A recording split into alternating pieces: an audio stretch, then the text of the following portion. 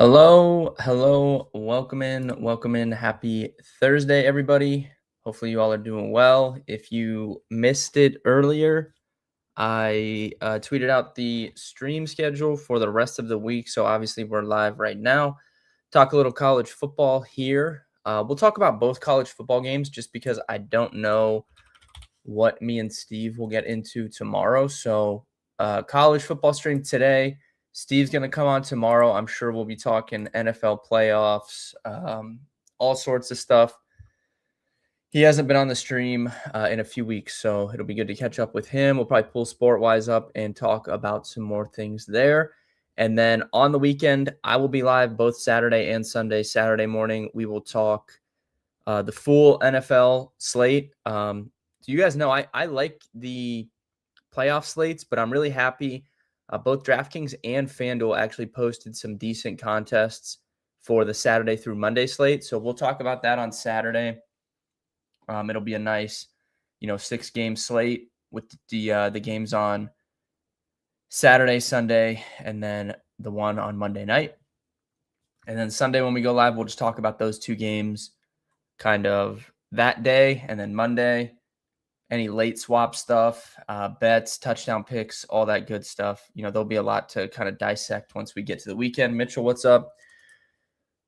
So we'll kind of just dive into the NFL stuff over the weekend. I took quite a few bets for the first round of the NFL playoffs, wildcard weekend. We'll talk about that later. I'll probably tweet some stuff out before we do the streams because I did take a good amount of plays. I think I had 1, 2, 3. I have 4 I really like, and then I do like the Jags to beat the Bills, but I don't think I'm gonna bet it. I think I'm gonna cash out of my Jag stuff and kind of just watch that one. But I have 4 picks other than that I took. So we'll talk about those and touchdowns, parlays, all that good stuff. As far as college football goes, tonight we have the first semifinal game. Miami and Ole Miss. Ole Miss is plus 3.5. Miami minus 3.5. The total on this one is 52.5 points. So I don't know if I distinctly have like a side bet for either of these games. I think Miami wins, and I kind of lean towards the over in this game tonight. At least that's kind of where I'm leaning right now. And then in tomorrow's, it's kind of the same situation. I like Indiana to win, but I don't know if I feel confident enough taking the 3.5. That same can be applied tonight. I think Miami wins, but I don't know if I'm confident enough taking the 3.5. So I might try and find a unique way to try and get some Miami exposure tonight. Maybe we take them on the money line with, let's see, who could we pair them up with? Miami and the Rams would get you minus 118 on FanDuel. Miami, and that'd probably be my preferred route, I guess. Just Miami and the Rams, both on the money line. Kind of seems like the best possible option, but we'll talk about it. I do have I want to look at some prop stuff too. Definitely want to get in on some Malachi Toney tonight. Let me see what his touchdown odds are currently. Let's go, Caleb. Yeah, Mitchell, what are you on for NFL this weekend? Do you have anything you like? I'm going to pull up some props here. So for touchdowns tonight, we have, let's see. He's plus 100. I mean, Fletcher's the big favorite to score, but I'm seeing plus 100 on DraftKings and Bet365. I cannot bet Props Guru, but I mean, I can't do it in Ohio, but I can do it. Just not, I kind of have to work around that. But yeah, I wish that Ohio had legal college prop betting. That would be helpful. I definitely like Toney to score. Plus 100 seems fine to me. I'd probably dabble. I don't know what his first touchdown is. I'd dabble on that, though, to be honest. Let me see. Seeing like plus 800 on DraftKings. Actually, like Bears and Jags money line. Is there supposed to be snow in the Bears game? Let me check that. I saw a tweet, but you know how those like accounts just like clickbait you, so I don't know if that was accurate or not.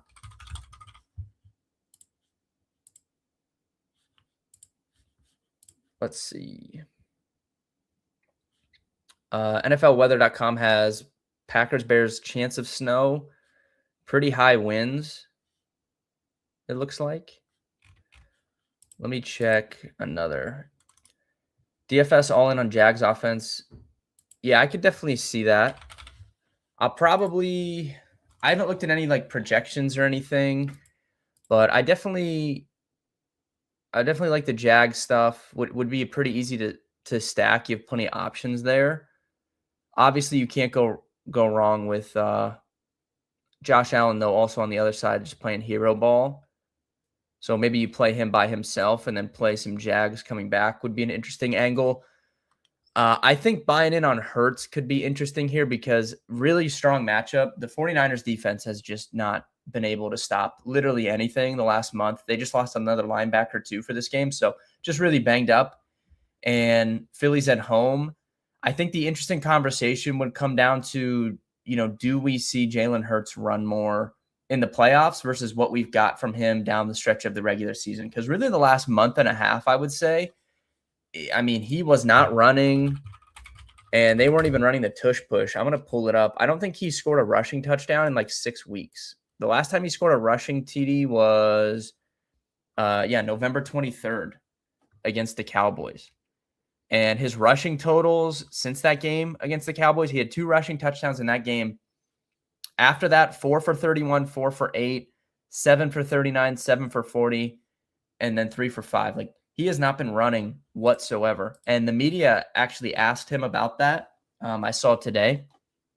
And he basically, threw Kevin Patullo under the bus a little bit. And he's like, the current play caller and scheme that we have, like, I've been doing what they tell me and how they call the game. And, they're not calling for him to run right now.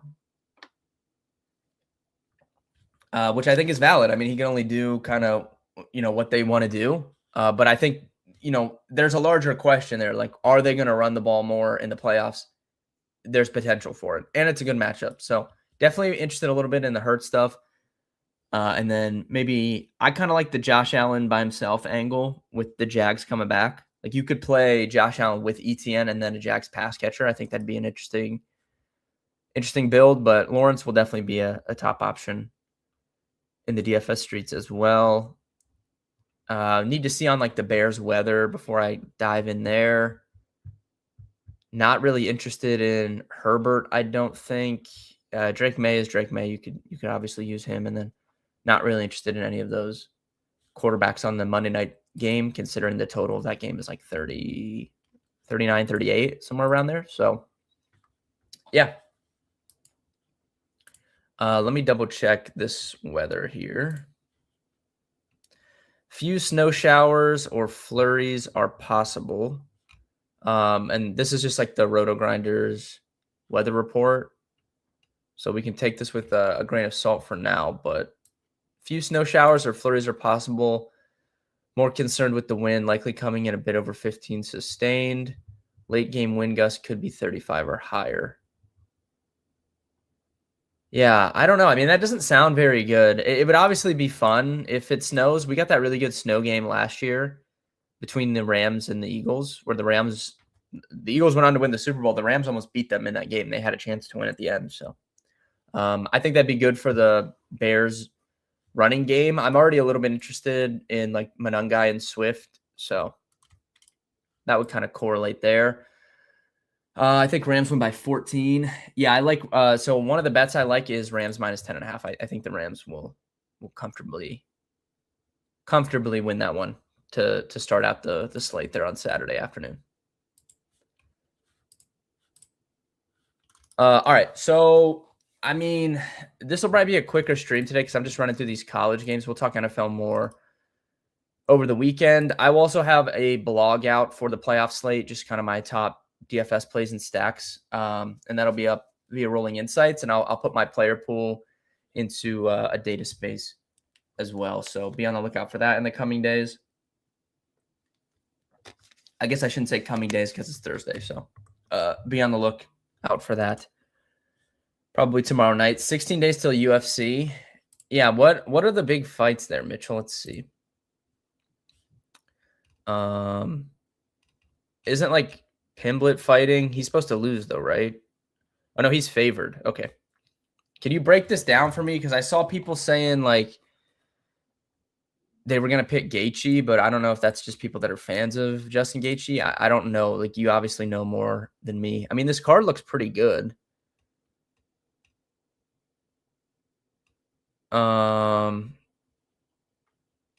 But yeah, I see Pimblett's minus 230.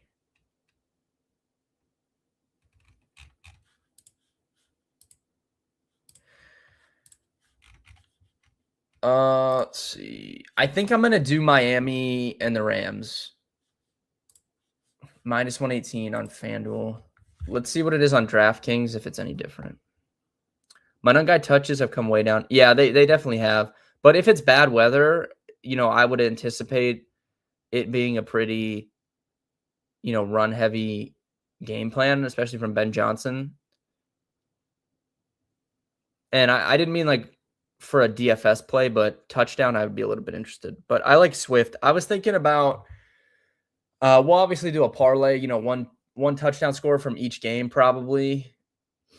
But I was trying to craft like a 4-leg that I liked, and I had DeAndre Swift in there initially. Which of the top teams have the most to lose if they get upset? Definitely Buffalo. Oh, we need to talk about that too. Hold on. Let me see what this pays on DK, and then we'll talk about that. So, we need to talk about the coaching stuff. It's minus 112 on DraftKings, so better odds there. I would take it there.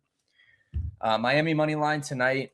Rams money line Saturday, minus 112. I'll probably play that for 2 units. We need to talk NFL coaching stuff because a lot has happened over the last few days. So obviously we have some more job opens with the Ravens firing Harbaugh, the Dolphins firing Mike McDaniel. I made a TikTok kind of reacting to the John Harbaugh news when it first came out. And I said that Field Yates had reported at least one team that currently has a coach in place had contacted John Harbaugh's agent. I was speculating that that was either the Miami Dolphins or the Dallas Cowboys, 2 teams that have coaches in place but are not in the playoffs.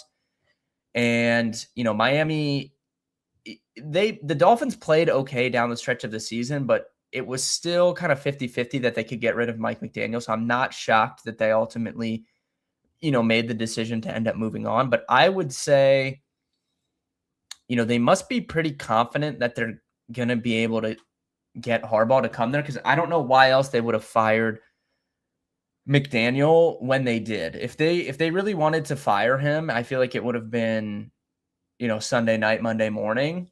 And the timeliness of which they did that would say, I would assume they think that they can get Harbaugh. There's also a little bit of a connection there. I think from the Dolphins owner.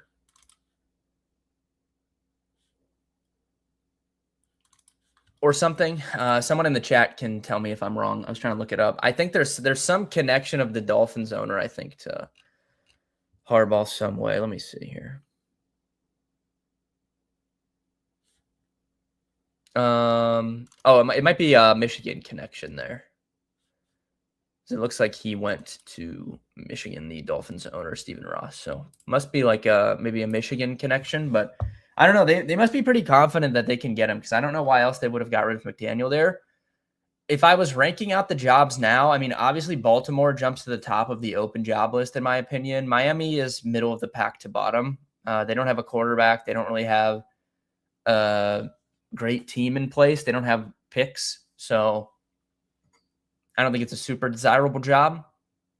The Baltimore Ravens is a desirable job, though. They really struggled to generate any sort of a pass rush this season. Like, they definitely need to address that this offseason, but they still have pieces in place. They still have Lamar Jackson. we talked about it on stream with Steve a few months ago. That Reddit account posted claiming to be a Baltimore Ravens ex-girlfriend, and she was kind of airing out some tea about how Lamar wants Harbaugh fired. The whole team wants him fired. They don't like him. I mean, it seems like, there could be some truth to that. Now that's all alleged, but it seems like there could be some truth to that. And the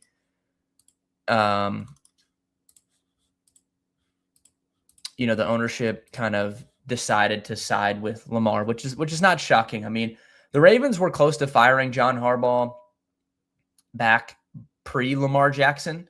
They had really struggled, and they had really, not had any playoff success. And then Lamar came in and kind of saved John Harbaugh's ass. Now, they didn't really have a ton of playoff success with Lamar either, but they were one of the best teams in the NFL. And I also want to call this out because I've saw so many Ravens fans come out and just general NFL media. The consensus take with that seems to be that it was never going to work between Lamar Jackson and John Harbaugh, and they were just delaying the inevitable. They had no chance to ever win. And I just don't think that's the case whatsoever. And I'm not going to sit here and beat the drum for John Harbaugh and claim that he is some amazing coach and they should have kept him, because I do think the time was probably right for a change of scenery for both sides there. But to act like the Ravens had no chance to win a Super Bowl with the John Harbaugh-Lamar Jackson combo is just simply not true. I mean, how many times did they beat themselves in these close playoff games the last few years? You can make the case that if Zay Flowers does not fumble out the back of the end zone 2 years ago, the Baltimore Ravens win that game and they go to the Super Bowl. And who knows what happens? Do they win? Do they not? I don't know. But they definitely were in position multiple times to go to a Super Bowl, and they beat themselves every single time. So I don't want to sit back and have this like revisionist history and act like the John Harbaugh-Lamar Jackson combo had no chance of going to a Super Bowl. That is just not the case at all. And they were they were the favorites to go to the Super Bowl coming into this season. And they were very close in multiple playoff runs.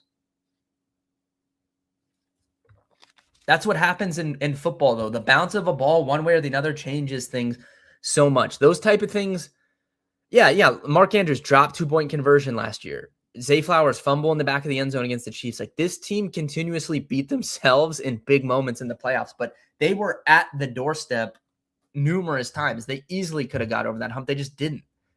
And sometimes that happens. But I've seen Ravens fans acting like they never had a chance. Like, that is just simply not true.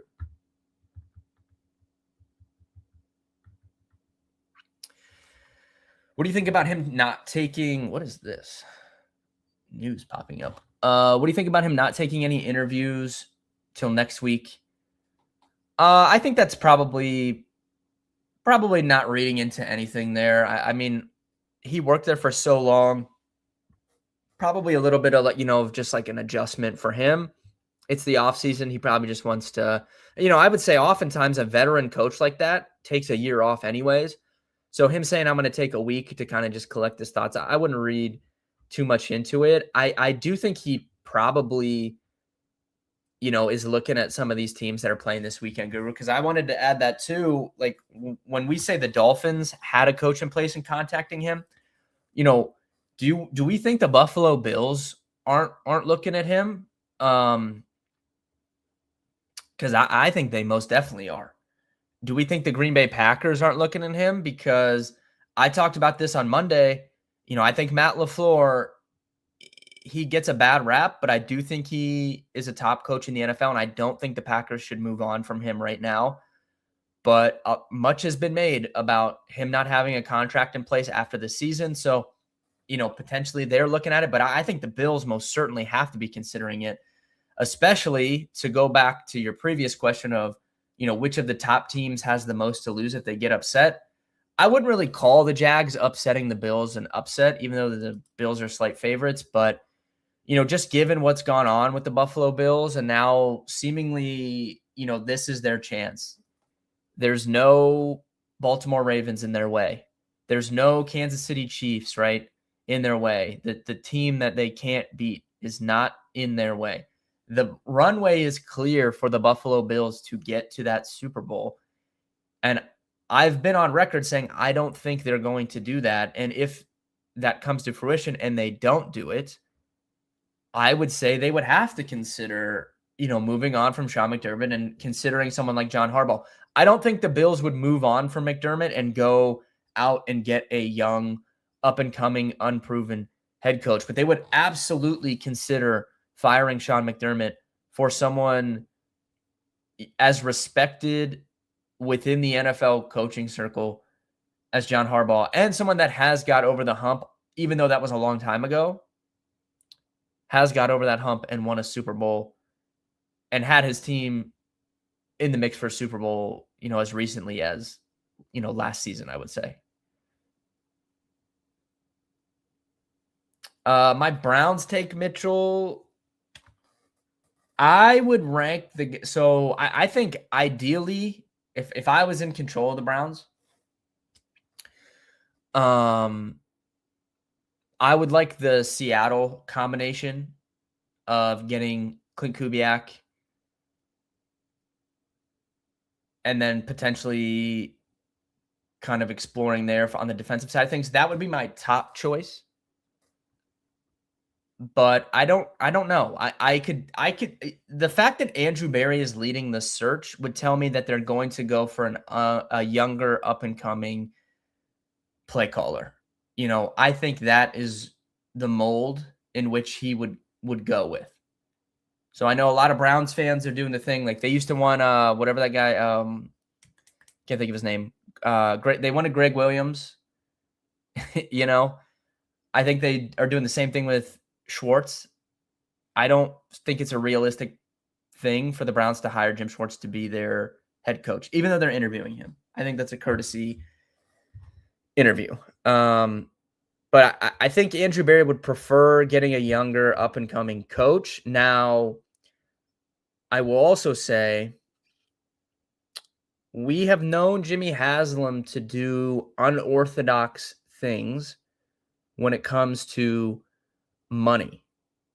There's only been one team to give out a 100% fully guaranteed contract in the NFL, and that is the Cleveland Browns, in which they gave to Deshaun Watson, and they did that to convince Deshaun Watson to come play for their football team. I think it's pretty known that when Deshaun Watson was leaving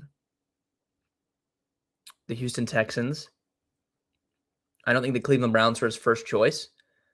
But when they called and said fully guaranteed contract, I'm sure that changed some things for him. So, to my knowledge, the John Gruden Raiders contract was the biggest contract that I can remember. Didn't they give him like $100 million? I guess like Andy's getting that too. Let's see. Yeah, okay, so Andy beat John Gruden, but John Gruden previously held the record 10 years, $100 million. So, if we know Jimmy Haslam to do things like that, what would John Harbaugh do if, I'm certain the Cleveland Browns are not his first choice, but if they call John Harbaugh and they say, hey, we'll keep Jim Schwartz as a defensive coordinator. We'll bring your boy Todd Monken over to call the offense.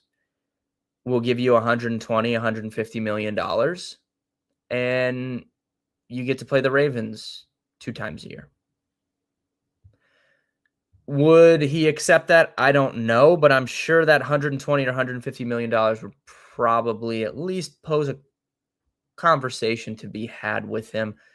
I think it would take a contract like that to woo John Harbaugh to one of these bad teams. So when I think Miami Dolphins, when I think Cleveland Browns, when I think Las Vegas Raiders, the only situation where John Harbaugh goes to one of those teams would have to be like a record-setting contract, I think. And I'm not even saying he would do that if he was offered a record-setting contract, but I think that's what it would take to get him to go to one of these bad teams. And I think other than that, he would just go, I think the Giants are a bad team, but they're at least set up with a quarterback and a pretty good defense, serviceable offensive line. You can work with that. Or if the Bills or the Packers come calling, that's a playoff team. He can go win right now with those teams, presumably. But yeah, I would say Packers to get out of the same conference as his brother. Yeah, we could run back the Har Bowl. Those two have already faced off in a Super Bowl against each other previously, the San Francisco 49ers and the Baltimore Ravens. So, maybe we run it back and we get a version 2 of the Har Bowl. Any chance he waits for the Bills to get crushed and fire the coach? Yeah, I definitely think that's possible, Jim. I think if the Bills lose Sunday, I think they have to think long and hard. If they think they can get John Harbaugh, I think you do it, because I've never been the biggest Sean McDermott fan, but it feels like it's run its course. If they go one and done this year, even though the team, like, this is definitely not the best iteration of the Josh Allen Buffalo Bills, and that's not Josh Allen's fault, but it's also not Sean McDermott's fault. Player personnel does play a factor. This is not the best version of the Buffalo Bills that we've seen from Josh Allen or Sean McDermott. But if they go one and done in a year that the Baltimore Ravens and the Kansas City Chiefs and the Cincinnati Bengals are not in the NFL playoffs, somebody's going to have to fall on the sword at some point. Like, you can't just keep running it back and getting the same results over and over and over again. You just can't. But I digress. Lots of NFL conversations to be had in the coming weeks. I'm sure we'll dive into the NFL coaching carousel with Steve tomorrow. If you guys joined late, the stream schedule is tomorrow. Steve is coming on at 4. It'll be a longer stream. I don't know what all we will talk about, but probably hit on a lot of topics. Saturday morning, 11 a.m., NFL DFS and bets. Sunday morning, 11 a.m., NFL DFS and bets. I have already posted my bets. I will tweet some out at some point as well. Do you think if Minter leaves, you think he takes that GC out? I could see Minter being in play potentially for the Ravens. That would kind of fit with what they do, I feel like a defensive kind of coach. I could see Minter. I could see Brian Flores, like that type of guy with Baltimore. But yeah, as far as tonight's pick, I definitely like Malachi Toney, first touchdown and anytime touchdown. He's plus 100 to score anytime if you have college props in your state. He's plus 800 for the first touchdown. You guys know I've been a big Malachi Toney fan all season. And, that's the type of player that can take over a game like this and lead you to a victory. He also will return kicks sometimes, so you kind of get the added bonus with that. I'm going to do the Miami, Florida, Los Angeles Rams moneyline parlay, which is minus 112 on DraftKings. I like Miami to win the night, but I don't know if I'm confident enough taking them to cover. I do lean towards the over in this game as well, 52.5. Tomorrow night, I lean Indiana to win, but don't know if I like them to cover. That's kind of where I'm at, but definitely like the Toney stuff tonight. Overall, thank you guys for tuning in. Stay tuned to my Twitter and the Rolling Insights Twitter for some NFL picks coming soon. NFL DFS blog will be out before we do the stream on Saturday morning. Lots of content coming throughout the NFL playoffs. Super excited. Thank you guys for tuning in all season. I really appreciate it. Good luck tonight if you're betting or playing DFS. I will see everybody tomorrow at 4 o'clock.